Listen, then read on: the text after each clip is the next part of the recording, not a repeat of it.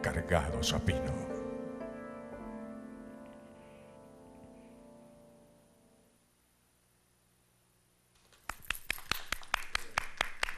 Esa voz de David es maravillosa.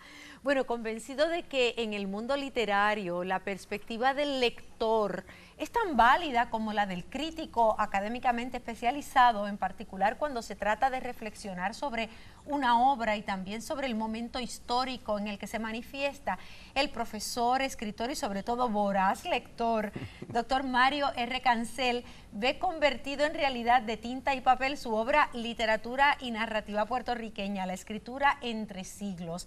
Proyecto cifrado en el afán de iluminar para el lector, para usted y para mí, ese dilatado momento en la historia de nuestras letras, esos años entre los 80 y el principio del siglo XXI. Le damos la bienvenida al profesor Cancel. Qué bueno que ha salido este libro, porque estoy segura de que para muchas personas va a ser como esclarecedor en muchos aspectos, sobre todo ante la literatura esta posmodernista que muchas personas decimos yo no entiendo nada.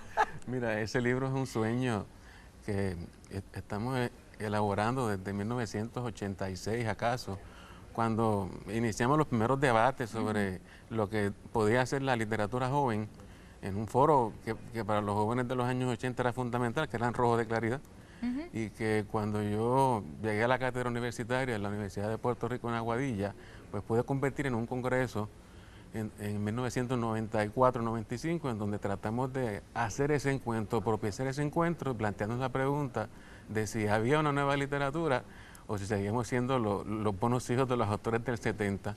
Y un hecho... ¿Ya existe esa nueva literatura? ¿Cuál es el resultado de esa búsqueda? El resultado después de esa búsqueda tiene que ver con muchas cosas, porque el puntillazo final para consolidar el libro fue precisamente una invitación del gran escritor puertorriqueño Luis López Nieves para que discutiera ese asunto con sus estudiantes en la Escuela de Creación Literaria del Sagrado. Y aquí vinieron a Cultura Viva y nos presentaron el resultado de la creación de una nueva editorial, cuyo primer producto es este libro. Fue ese libro. Así que la verdad es que ha sido maravilloso.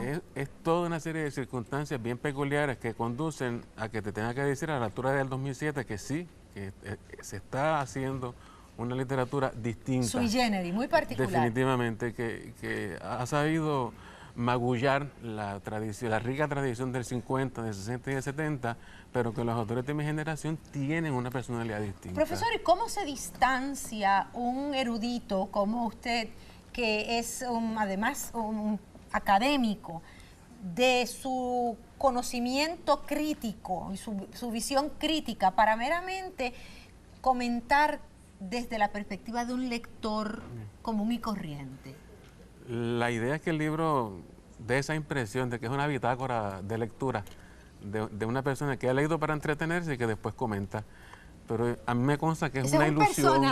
Seguro. Ese es un personaje. El escritor también es parte del proceso creativo. Este libro fue escrito expresamente tras la iniciativa de estos jóvenes que fueron sus estudiantes, o existían unos artículos y unas reseñas que usted recopiló. La discusión sobre el asunto era muy remota, como te dije, desde 1994 formalmente, pero en medio de un seminario de narrativa puertorriqueña en que había tantas cosas que discutir, lo que menos pude discutir con los jóvenes fue precisamente la narrativa reciente, y en cierto modo me comprometí con ellos a articular un libro en donde pudiera plantearles mi concepción de ellos. De hecho, el libro está dedicado a los narradores de Sagrado Corazón, a los de creación literaria. Y este libro está compuesto de forma cronológica, según se va desarrollando esa literatura desde los años 80 hasta nuestros tiempos, esta primera década del siglo XXI. ¿Está por temática? ¿Está por autores? ¿Cómo lo organiza? El libro tiene tres partes. La primera es una revisión de la producción en los años 80 y en los años 90, que se centra en el ámbito de la poética y de la narrativa. Y se hacen unos apuntes sobre las otras esferas de creación en el mundo virtual y en los mundos que se nos ponen en la mano a la altura del año 2000.